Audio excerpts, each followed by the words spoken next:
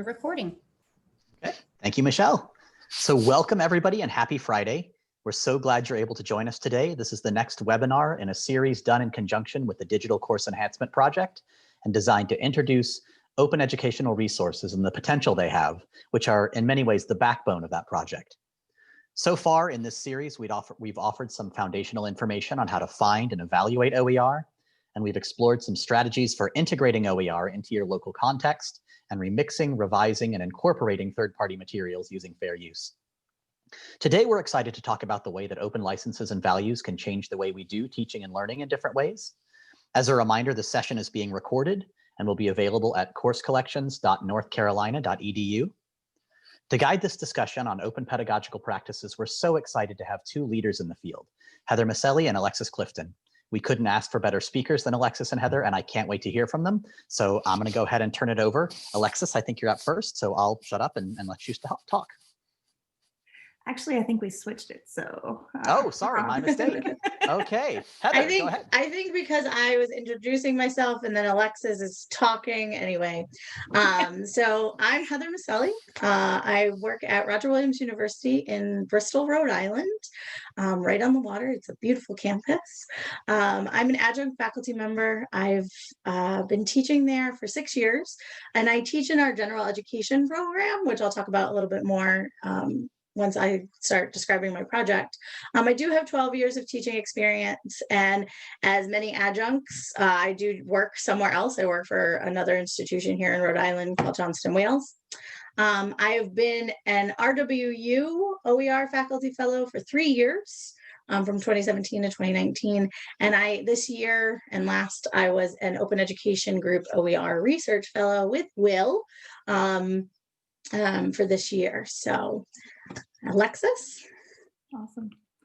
Okay, so hi, my name is Alexis Clifton. I am currently working at SUNY Geneseo, which is about half an hour south of Rochester, New York, in the middle of cornfields. It's pretty, but in a very pastoral way. I have to say, I'm excited to present to this group in particular because, as I was telling people at the very beginning, I'm an alum of UNC Asheville and have a big piece of my heart is still at that campus. So love North Carolina and this whole system. But I've been with the SUNY State University of New York system for 3.5 years now. I joined the system as the inaugural executive director of a new program called SUNY OER Services.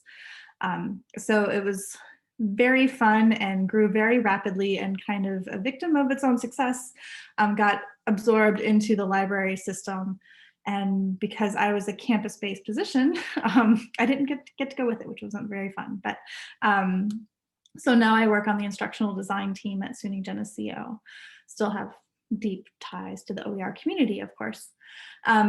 Stemming back from my experience teaching for about 15 years as a writing and composition instructor.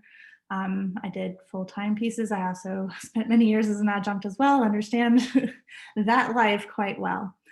And I was always interested in the new and the kind of odd and the fun stuff for teaching. And so I got slated as the online person pretty early on, loved that, did a lot of hybrid courses. And when this thing called, well, I got rid of my textbooks because I hated them. So I was online anyway, let's just do a bunch of links. And then that grew, and somebody came along and said, oh, you're doing OER. And I wasn't really, but I was close enough. And so that got me on the path to actually learning what OER was, how it worked, and I spent quite a bit of time doing national projects, and then joined the team at Lumen Learning for a couple of years before jumping to SUNY. So yeah, really happy to be talking with you all today. We've done our introductions. Really am curious to find out more about who's in the room here with us. So feel free to jump in the chat at any point during the conversation.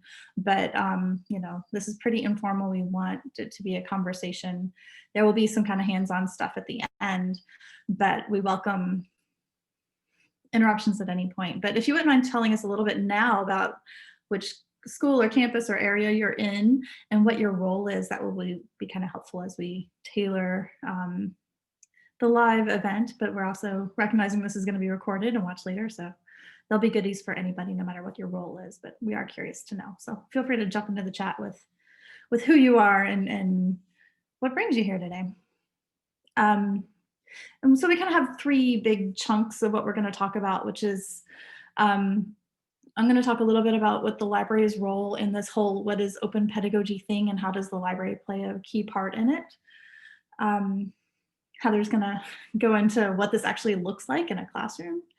And then we'll spend the last part of the hour really diving into how you make this transition and what some tools are that you can bridge to incorporating open pedagogy into a classroom.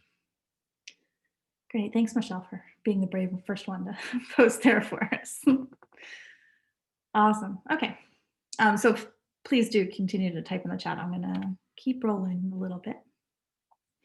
So this is my most recent baby that I'm super proud of. Also my puppy, which I meant to gush a little bit more about when I was sharing my photo earlier. We got a pandemic puppy and of course he's taken over our household. But aside from that, this book is also a dear part of my heart at this point. So just quickly, I was approached a couple of summers ago by Kimberly Davies Hoffman, who's a librarian at the University of Rochester, which is the largest private school in the area. You know, it's the home base for the largest medical school and a very distinguished business program. It's a huge school here. They had just hosted Robin DeRosa on their campus, and who's kind of the godmother of OER and open pedagogy, and especially in the Northeast. And as librarians, they were quite excited about this idea of open pedagogy in particular at their campus, but they were not sure how to start putting some of those ideas into practice. And so Kim reached out to me through my role at SUNY, and so we worked some together, and then we said, well, you know, we know that librarians are playing librarians and library staff, because I think it's bigger than just the librarian role. We know they're playing a key part in open pedagogy projects. Let's find out what's happening. So we came up with this idea for an edited scholarly anthology to find out people submitting descriptions of what their projects were and how the library worked in partnership with teaching faculty and students to create content for courses or to actually change the course structure itself.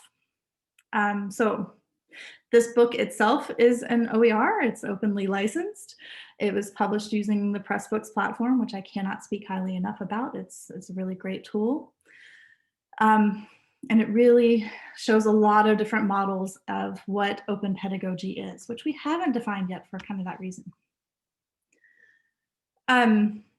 So Kim gathered a group of interested librarians together as editorial staff. I was the one non-librarian on the group, but they still kind of talked to me, so that was nice. And we set out with this idea, well, this is an open exploration of open projects. We want this to be an open product itself. So that really shaped every decision from that starting point. If it's going to be an open-end product, what does it look like for open staging all the way across the board? So we put out a call for proposals that had a CC license on it. We added the rubric that we were going to gauge these submissions, included that out there, which felt like a bold step for some of us. We did an open peer review when we got to that point, which again was kind of a bold step. And Will jumped in and helped us with the peer review, which we're super grateful for. And because we didn't have a publisher backing us, we knew we'd have to rely on community support for things like editing and copy editing. And so we were able to work with groups like the Rebus community to put out a large call for participants. We got overwhelmed actually by volunteers. It was fabulous. We had to turn people away, which is a good position to be in. But as part of that, Kim also worked with the copy editing class in the journalism school at University of Rochester. And so we had the students in the spring of 2020, just now. Yeah, what year? It's hard to forget we're in 2020, but anyway. So students in that class actually helped us copy edit the book. So the book itself became an open pedagogy project because these students were graded on the work that they did for this national public audience. So all kinds of layers of open pedagogy went into the book itself, and we hope that it's a good model out there for you to use. And in a minute, I'll put the link in the chat, but we'll talk about it a lot. So the book itself really quickly just has kind of 4 key sections. One of the things we quickly realized, well, we kind of knew going in, but especially as the project proposals came back to us, people have a lot of different definitions of what open pedagogy is. And I use the term open pedagogy. I know Heather and others on the call actually prefer open enabled pedagogy, so OEP. I think there's a lot of validity to the different approaches and avenues people take into open pedagogy, but I personally find open pedagogy even more exciting than OER. OER is great, don't get me wrong, but open pedagogy is where you get to really do cool stuff in your class and your students get super excited about it with you. So it feeds off of its own energy in a way that's just really exciting. And so the sections of this book really break down different types of open pedagogy projects, including replacing a textbook with an open version, including projects that students complete instead of like a traditional paper where the thing that they do is actually openly licensed at the end, all the way through to actually students designing the whole course, or at least whole sections of the course, to shape what they see as the learning goals for that part of the course. So all of the chapters are case studies at schools across North America. They all involve the library playing some kind of key role, and they almost all share lesson plans and rubrics and student examples, and there's just a lot of good meaty stuff in these chapters in and of beyond the descriptions of the projects themselves.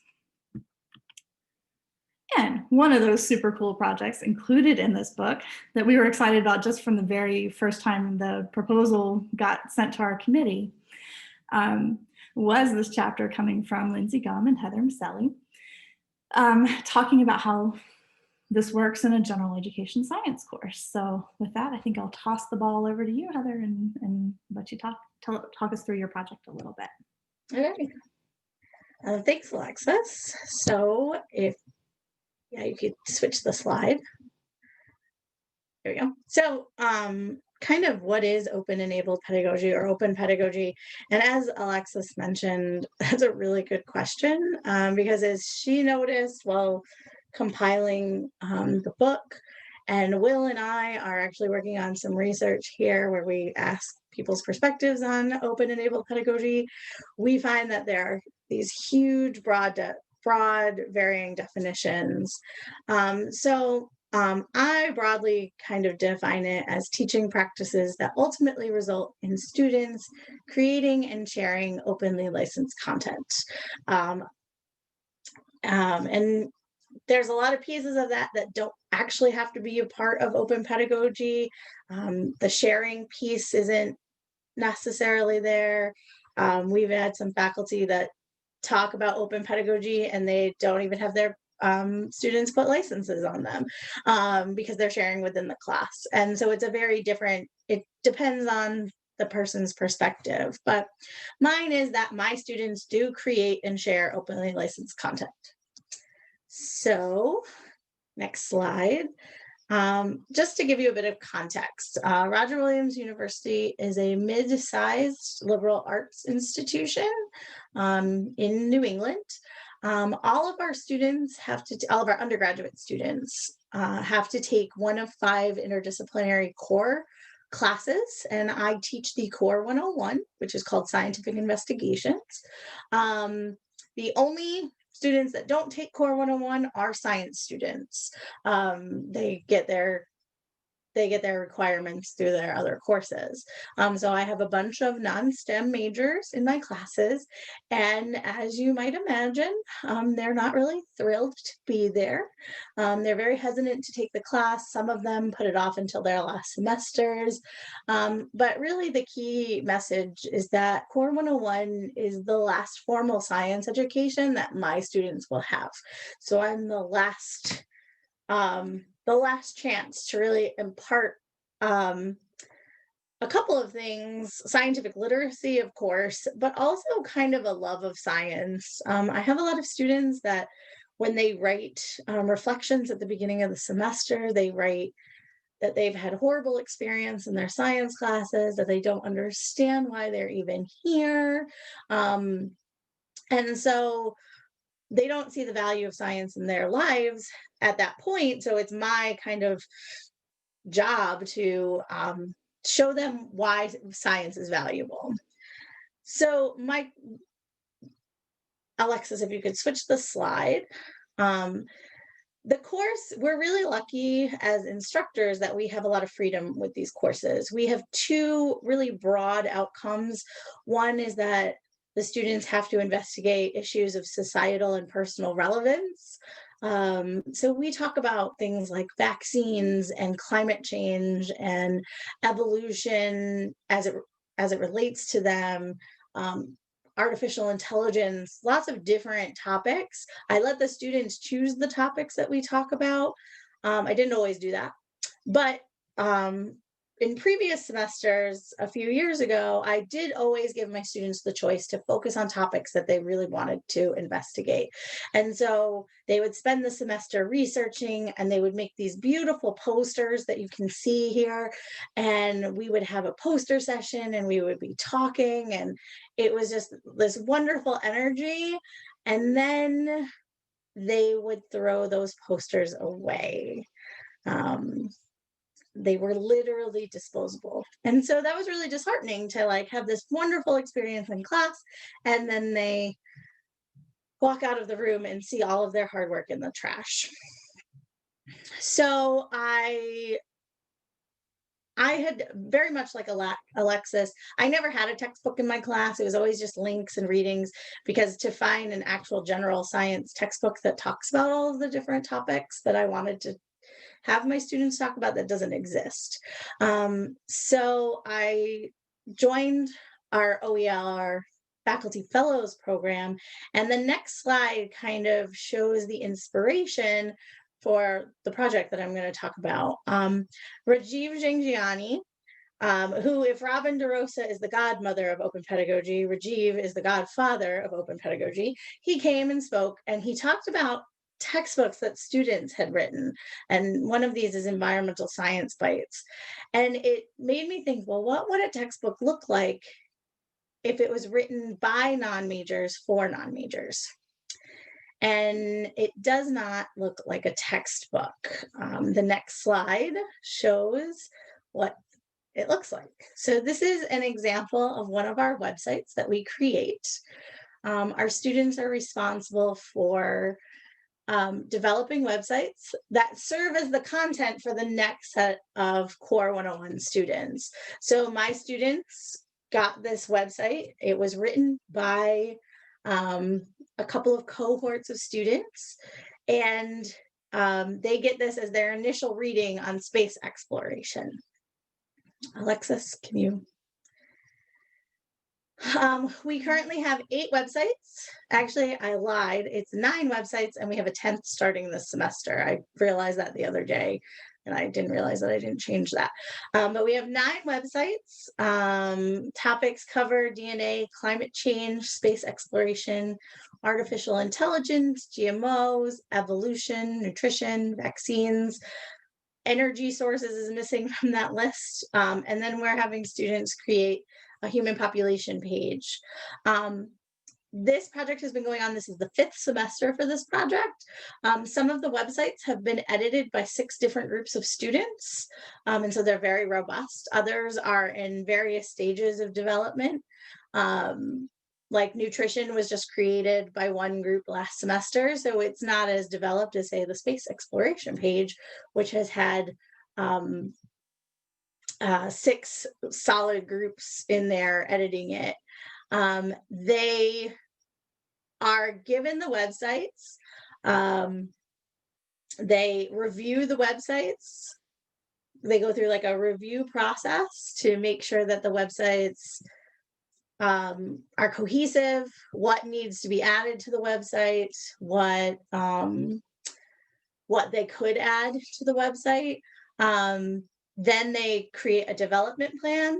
And I think I'm on my next slide, Alexis. Yes. So, they get to choose the topics that they're interested in. They complete a website review to make sure that they have, they know what they need to do. And then they design a development plan. And this development plan is actually the basis of their assessment at the end of the semester. So what are their goals? What do they plan to achieve during this semester? What are they going to add? What are they going to edit? What do they want to reorganize? They write rough drafts using Google Docs. That's where we are right now in the semester. Their rough drafts were due yesterday. And then they get sent out for peer review. We provide a copyright Creative Commons workshop to help them with intellectual property rights. And that is where Lindsay comes in. And that actually that workshop right there is actually the basis of the chapter that we wrote for the open pedagogy approaches. And then they spend a few weeks adding their content and media to the various websites. And then on the last day of class, normally pre-COVID times, we have this amazing space on campus where we have these huge monitors, they're touch screens.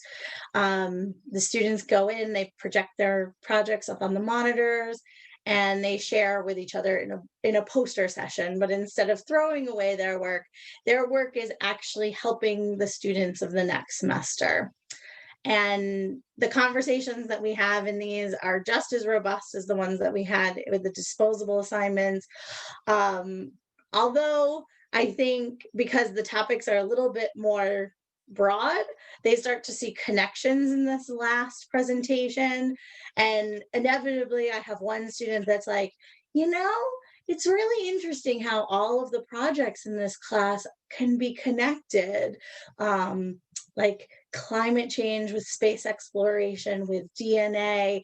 And I'm like, and you just passed the class, like realizing how much connections there are between all of the different science topics. And after these public presentations, they do have private presentations with me where they share what they've learned. And I use ungrading in my class. I don't actually give my students grades. We look over their development plan and decide whether or not they achieved their goals that they outlined in that plan. And if they have, they decide on the grade themselves as a group. And if you can switch the slide, it is a very, the students have very positive opinions about the project. They love that they get to, that their work is what core students will be using next semester as their textbook. They love that they get to add on to these topics and really think a little bit deeper. And for a lot of them, they realize the value of science in their class or in their lives. They realize that, well, maybe at the beginning of the class, they didn't have any interest in space, but here are all the reasons why space exploration is cool and interesting and important to us, to at least understand. And same thing with a lot of the other topics that we have. And like I said, the opinions of the students are really positive coming out of these projects. And so I think the last slide that I have is, this is a QR code. It goes straight to the Core 101 Open Pedagogy project. And you know what I didn't put in this, and I just realized it. All of our websites are licensed under CC BY NCSA. the original cohort of students, we had a long conversation about what they wanted to license their projects under. They were concerned that others might take their work and profit off of it. I don't know if that was necessarily a realistic concern, but it was a concern. And so we decided to go with an NC license. And so we use that license every semester because the work is copied, they've created the work, put the license on it, and then we go through and remix, remodify, edit, all sorts of different things. And then we keep that going every semester. And so I think we built in a feedback break. So if anybody has any questions for either Alexis or I, we'd be happy to answer some right now. We're happy to share the mic, or if you have questions or comments or just any kind of observations, it's super helpful. And I'll throw a couple more links in the chat while people might be typing or thinking up great things to say. And yeah, I know it can always take a minute to sort of find the area to type in and then type your question in and everything else. So I'll ask a quick question here to give folks another second to think about and do that typing. So Heather, I love this example as a sort of science for non-majors. Have you had folks that are science majors or otherwise say like, this sounds awesome, can we do this too? Like we want to get in there and play as well. Have you seen enthusiasm from other folks? Unfortunately, I don't have very much interaction with the science students on campus. I do teach just in our general education program. I've had some faculty very interested, some of the faculty are interested in it, but they get a little, sometimes I find the strict science majors get a little bogged down in content. And so they have trouble seeing how something like this might fit into a class with a lot of content. I would then recommend them actually talking or listening to anything by Brian Dewsbury, who is an inclusive pedagogy bio teacher here in Rhode Island. And he actually designed a bio course that he removed 40% of the content from his introductory bio course and still has students doing very successful later on in their later science courses. So there is room for content to be kind of not necessarily ignored, but to like cull down on the content and really kind of dig into what is, ways in which to engage students in science in different ways than we typically do, like giving exams and writing strict papers, that kind of thing. Meredith's got a great question in the chat. So I'm not too familiar with the licensing side. How difficult is the process to obtain the licensing? Heather, do you want to talk about how that worked in your project? It is a matter of picking the license. As soon as you create something and put it into a tangible medium, you retain your copyright, or it is copyrighted. It is your copyright. As the copyright holder, you have the right to put any license on your work. And so as a class, when we finished our websites in that very first semester, we sat down and had a conversation about, well, what do we want people to do with our work after the fact? And that, like I said they wanted people to be able to edit it, obviously. That was kind of a requirement. But they didn't want people to profit off of their work. They were very concerned. I think students have been burned by textbook companies in the, just financially in the past. And so they're very distrustful of them. And so they just didn't want people to be able to profit off of their work. And all you do is you take the license and put it on your work. It's as simple as that. We actually, Alexis put a CC BY on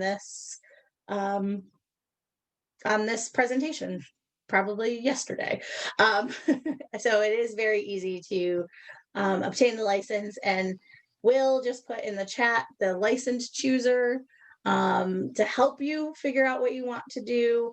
And Creative Commons is a great website that kind of explains it if you're feeling confused.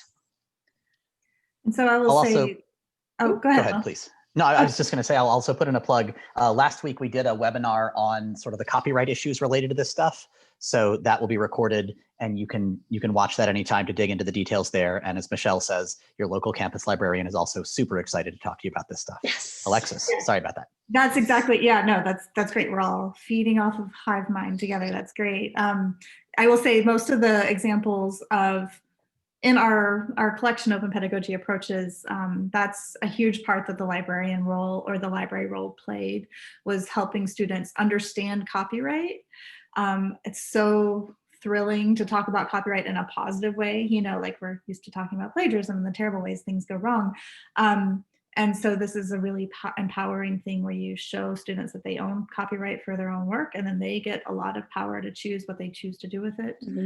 And so the librarians and other library staff involved in these projects really play a key role in helping educate. And it's not just one conversation and done. Usually it's kind of a recurring conversation, and it's fun to have those conversations like Heather was talking about in class, like what as a group do we decide, do we get to pick individually, or that sort of thing. So yeah. And see, for our project, since this is a course project and they're in groups, and it's supposed to build, I let the first group choose the license, but all of the other groups don't get to choose their license because it's already under that one license, because it's a share alike license. So even if they did create something new, it needed to be under the same license. But I know a lot of people that do individual course projects or even group projects that are not like built upon like mine are. They will let their students choose the license that they want to put on it, and they have the option to openly license. They can retain the copyright if they choose to, and that's the way they organize their class, and let their students choose the way they want their work to be out there. There's a great question in the chat from ABM Nasser about the issue. I have strong opinions about things like Course Hero, and that, as you rightly are pointing out, that's a whole new webinar in and of itself. But I will just say, you know, copyright protections hold no matter what license you choose to put it under. It's still you or your copyright holder, and so you're giving people permissions in advance, but you set what those permissions are.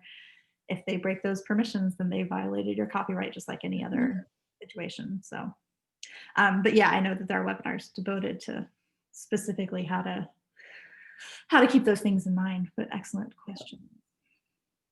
Awesome. Anything else about open pedagogy? Might keep rolling if not, but again, feel free to keep chiming in through chat throughout. All right. Okay, so again, I love Heather's work. I love Heather and Lindsay's description of their work, and the fact that they've shared a lot of their models openly licensed themselves, as have many of the other authors in our collection. And then, you know, it doesn't take much Googling to find really nice examples of projects globally that use open pedagogy in interesting, fun ways. Wikipedia has a whole, the Wikimedia Foundation has a whole lesson builder for how to use Wikipedia as a textbook in your class, and contributions to textbooks as part of class projects. So there are a lot of ways to enter into this point. I like stressing now that Heather's work is great and it takes the whole semester and it's very immersive, which is thrilling to some people and frightening to others. And, you know, and so. Can I interrupt for just a second? Like I said, this is the 5th semester. This is actually the 6th semester that I've been creating websites.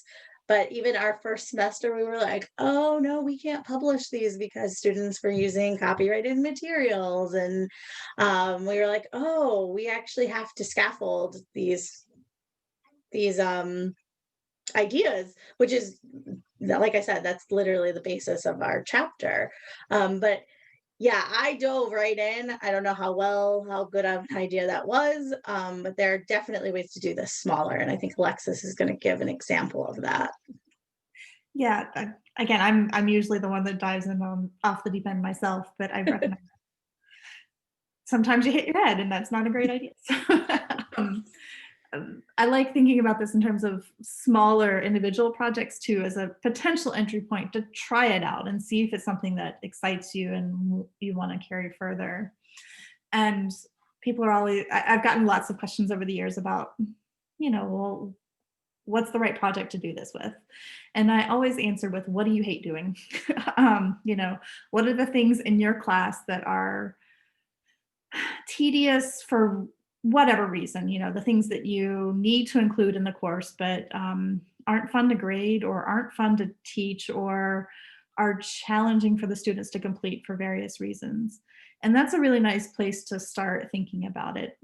And just as a quick example, when I was in the classroom teaching, which was several years ago at this point, I was never very good at / didn't really like policing my students' behavior in the classroom. It's just not where I wanted to spend my energy. And so things like cell phone policies for, is it okay to text in class and that sort of thing, they never felt comfortable to me. And so I always felt kind of awkward including that on my syllabus. And eventually I was like, oh, I don't have to be the one that decides this. We can talk about it together. And so I was teaching research and writing classes. So the first thing we did was, what should our class policy be? And give me evidence to support your opinions.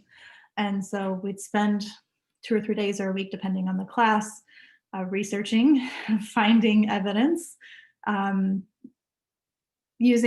light debate, not formal structured debates or anything like that, but discussing what we found, and then writing that portion of the syllabus together so that the students actually contributed to the syllabus from the very beginning. And then it was great because whatever they chose, and I had a variety of different responses, they policed themselves. If they decided as a group that no, cell phones aren't appropriate, they would point to each other and say, stop that. And I never had to do it, and it was fabulous. So again, there are a lot of different ways that you can enter into this, but I do like to start with the thing that you don't love. If you love something, don't throw it out. Start with the thing that you don't love.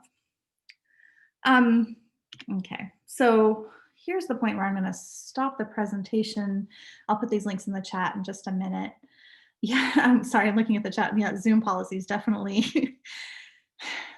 There's lots of material to work with right now in terms of what's appropriate and what's not in the classroom these days, or in the quote unquote classroom these days.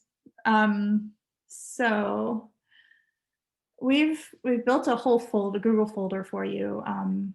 Again, I'll put the links in the chat in just a second.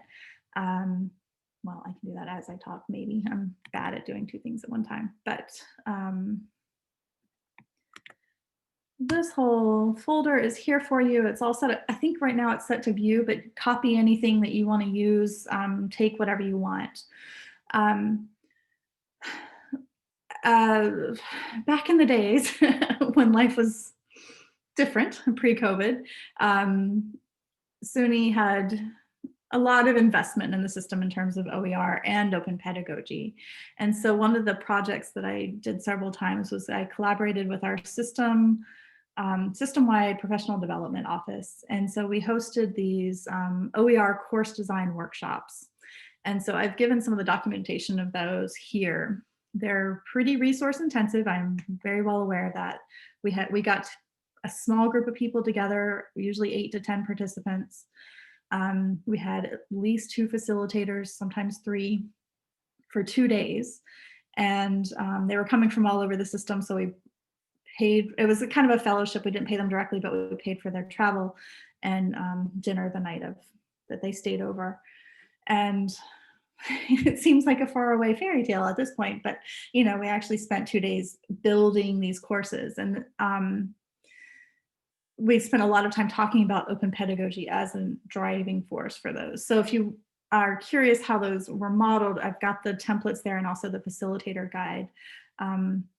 So you're welcome to borrow any that might be useful for you. But one of the things that we did that I am going to pull up now, and this one should be editable for everyone. Let me go back and grab the link again.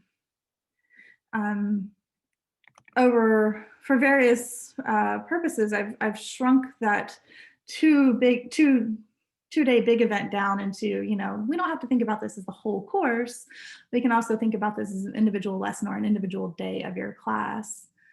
And so, again, kind of using that idea of backwards design, of starting with the goal that you have, what you want your students to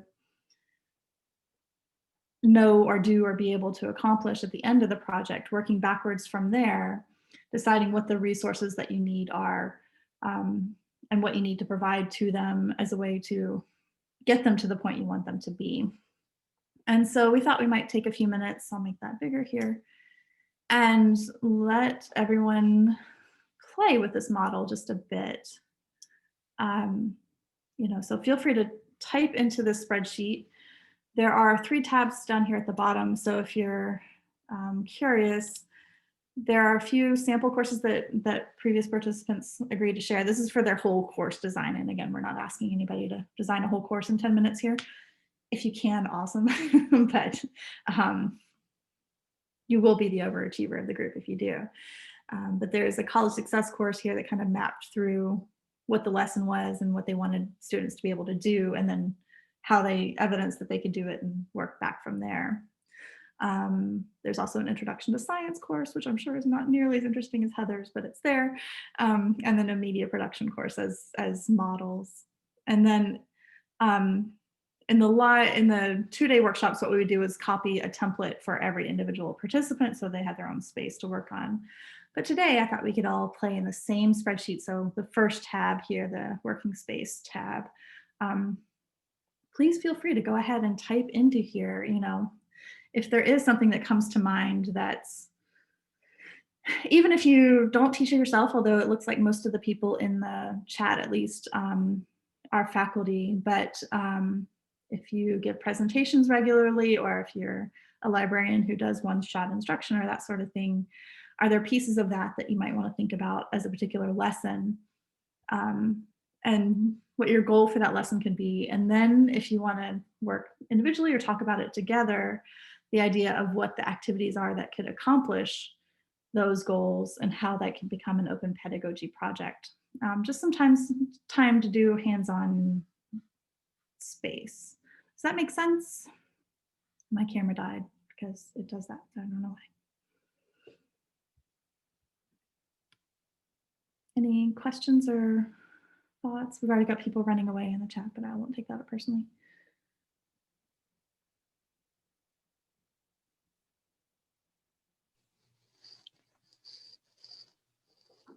So the idea is we would add our name and a lesson we thought we wanted to teach, and then articulate the learning goals, activities, etc.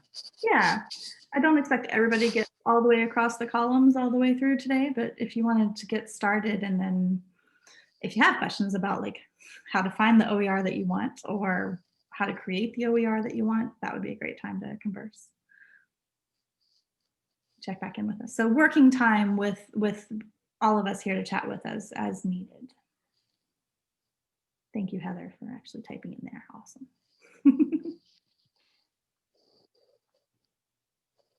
And I can turn it off so it's not on the big screen. I don't know if that's worrisome to people.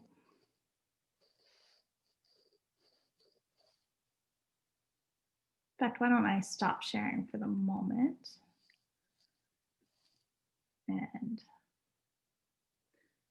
Or if you prefer, if this, I'd love to see what kind of ideas you're coming up with, but if you just want to think more broadly about questions or applications or ways that this might be useful to you in your school, feel free to just type in the chat and let's go from there that way too. Pretty open-ended at this stage.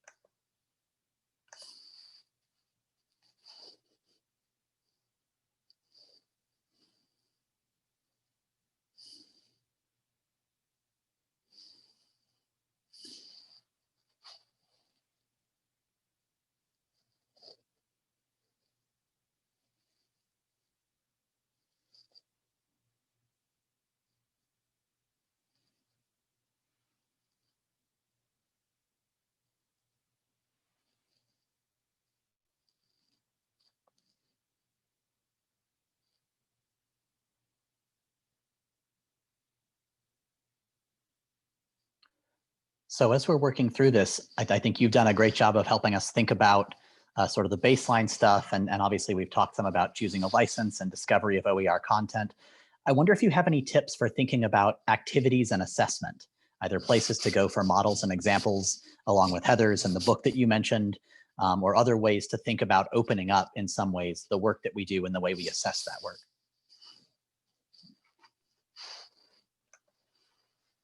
I know Heather has answers here too. Oh, sorry, go ahead. No, please go. I'm actually going to share an awesome resource. It's the Open Pedagogy Notebook. Yep. Put it in the chat. I just gotta find it.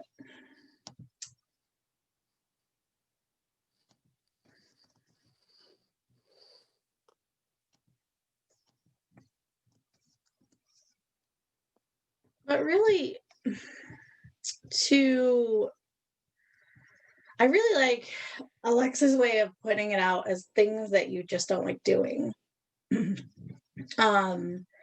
Or places where students can connect in ways that they're not currently connecting. So like my example that I just put into the spreadsheet, this is something that I had in the back of my mind previously. I just haven't had the opportunity to implement it because, as we know, it takes a lot of time to do this. But my students in lab, they have to do these individual presentations where they've conducted research over the course of the semester, and they share with the class, and it's kind of boring. We kind of sit there, they're kind of repetitive. Yeah. And there's not a lot of room for like peer review of their experimental design, of their data collection. Everyone's kind of fried by the last day of class, so they don't want to ask questions in class. So I've thought in the past of maybe having my students blog their experience and require like interaction on the blog, like, oh yeah, we did something similar to that, but we found that we needed to do it 4 times instead of 3 times. And so they can kind of build in that peer review and the collaborativeness of lab and scientific research that we're not getting right now. And then the beauty of that is I always have repeat projects in those classes. So if I have blogs of people who decided to determine the absorbency of sponges, like which is the best sponge, they could look back into the blogs and see if somebody else did it and maybe repeat their experiment or modify it in some way. And so like that would make these far more interesting than they currently are. There's a cool sort of reproducibility thing there. Yeah. That's super important. Yeah. Just got to get to it. Yeah. And again, things can be small as well. So even if you're not really considering open pedagogy as a whole classroom approach, if you adopt an open textbook or you're writing new materials yourselves, if you, not that you ever make typos, but I would offer, like if students find something that's wrong or the link is broken or there's a small typo or something, I'd give them extra credit for that, because it means that they're closely paying attention to what's there. And so that should be rewarded. So it doesn't necessarily have to be grand, but it can be. And it's fun when it is, but there's just a lot of models out there for ways to get excited and inspired. I put a link in there to the Rebus community. I mentioned them a couple of times. If you're looking for ways to contribute without necessarily leading your own project, or looking for people that are working in similar fields as yourself, that's a nice place to get started. They're an international group, but they have a pretty good community model and discussions and places to showcase your work in progress, so that if you have a spare moment, because we all do these days, and want to contribute to copy editing or something like that, or if you want to get your students working on a project that's not your own project, but you still think it'd be valuable for them to participate, this is a good place to send them to get started. Like I'm looking at some of these in the workbook, and like Jacqueline, I think I said that right. Like you had written but deleted, that you didn't know how to OER it. And one thing that I've seen that's really cool is Jamboard, Google Jamboard. It's like an online sticky, but it can be shared widely. And so, you know, if you could share it out, like, here's some ideas that my students had, share this out with, like, on Twitter or something like that, and then get some feedback that way, that would be a very easy way to like open it up if you wanted to go beyond your students. Cool. Yeah, no, that's really helpful. We use Jamboards actually because we're remote this semester. Right. I just didn't know what to do with them once they were created. But that sharing on Twitter is a great idea. Thank you. Yeah. And I mean, it could be as simple as that. Like, Will, you're talking about choosing an open license. You could have students like create a video literally in class about what license they put on their video. Like, and just, it's super meta. Very meta. I'm looking at a couple of people that are looking at, yeah, including Jacqueline, but you know, the idea of commentary about something, which I always appreciate. So I will just put in a quick plug for the tool Hypothesis, which is a fun web annotation tool, and a nice way to do graded or ungraded kinds of meaningful discussion in a shared online space. So yeah, I always plug them. And the cool thing about Hypothesis is that you can use it within your class and your LMS, or you can open it up and also look at what the greater community has been saying about an article. And it's really fascinating to see what other comments are out there, but then also to look at what the conversation is within the class too. I think we're getting close. Oh, go ahead, Will. Sorry, I was just going to say, we have a faculty member who has started partnering. His class has been using Hypothesis, and he started partnering with folks at other institutions to build these like shared growing amoeba of Hypothesis annotations. That's awesome. Yeah. I like But that no, a Heather, lot. you were saying the other thing I was going to say, which is we only have a couple minutes left. So first, thank you all. This has been really, it's a great mix of inspiration and very sort of hands-on, this tool does this thing. So thank you all for that. If there are other questions, this is definitely the time to ask them, because I know we're all going to have to run off and get lunch in a minute. So I'll vamp for a minute while people are adding any final questions, and we can try to answer those. I see a lot of thank yous, and I'll echo that again. This has been really, really, really exciting and helpful as a way to talk about taking those values of openness and bringing them into the work that we do and the way that we connect with our students and our peers and everyone else as well. And I always welcome people reaching out. Yep. My email and my Twitter handle in chat, and or if you want to harass Will, and Will knows the way to get to us too. So you know, I'm always messages have Will's way too. But yes, likewise. That's one of the many great things about the open community is we're all pretty nice. We all kind of know each other, and we all sort of want to work together and want to help. I always tell the story when I started. I said, like, I don't know how to do OER. And like Marilyn Billings and Stephen Bell and 10 other people were just like, here's a syllabus and here's a call for proposals. And like everything you needed to start it up, they just gave it to me with an open license for free. And so I've tried to do the same thing. And I know y'all have as well. Yeah, it really is like a community of sharing. I mean, that's literally the point of it. But I mean, we're all here for that purpose. So we will all jump in and be like, you could do this, you could do that. and if you ask us nicely, we will also tell you about all the dumb things that we did, so you don't have to. Yep, that too. Yes. Yep. It's all part of the learning process. I could give an entire talk on all the missteps that I've made. One of our faculty advocates was like, her best presentation is how not to OER. Very nice. I love it. She's like, I did all of these dumb things, don't do any of them. Yeah. Yeah, that's great. Next webinar series, maybe how not to OER will be one of the ones that we do. We'll be in touch. Exactly. Great. Well, I think, yeah, I was going to say, I really appreciate the opportunity to speak with you all, and that you came today and gave up your 12 o'clock hour and through hurricanes and snow and whatever the case may be. I'm really happy to be with you all. yes, absolutely. Thank you all for coming. So next week, we're going to have Jasmine Roberts and Stephen Kruger talking about using OER to create more inclusive materials. And then the following week, we'll be talking about using OER to help support accessibility and bridge the digital divide. So we hope we'll see you there for that one as well. So thank you again, everybody. It's 1 o'clock, so I'm going to let you all go, but thanks for taking the time. And I hope I'll get to talk to you again soon. Thank you.